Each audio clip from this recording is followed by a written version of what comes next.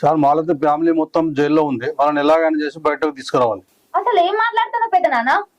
మా అత్త మామలను జైలు నుంచి బయట తీసుకొచ్చాడేంది? ఆగరా, నేను తర్వాత చెప్తాది, నువ్వు పరిశాన్ కాదు. అరే ఏందే బాపు, నాకు చెప్పద్దు అనుకున్నావా? నువ్వు ఈ ముచ్చడన్న ముందే చెప్తే ఇలా నెగలు కూడా నేను ఈడు దాకా రానియకపోతుండే. నువ్వు ఇట్లా చేస్తావనే బిడ్డ, నేను అందుకే నీకు చెప్పలేదు. కొంచెం కాముగా ఉండు, తర్వాత మాట్లాడదాం.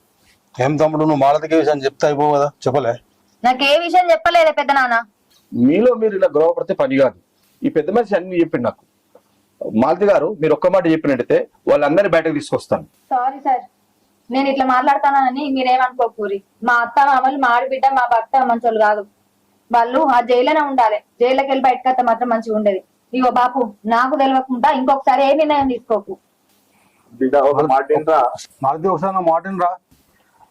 ఆ అమ్మాయి ఇంత కాన్ఫిడెంట్ గా చెప్తుందంటే వాళ్ళు ఎంత పెద్ద నేరస్తులో తెలిసిపోతుంది. మీ అమ్మాయి ఒప్పుకుంటేనే వాళ్ళు జైలుకి వెళ్ళి బయటకు వస్తారు, లేదంటే వాళ్ళు అక్కడే ఉంటారు. ఏ విషయమైనా మీరు నాకు ఫోన్ చేసి చెప్పండి. సార్, వాళ్ళ అమ్మాయి ఒప్పుకుంటే వాళ్ళ ఆఫీస్కి వస్తారు, మనం వెళ్దాం పక్క.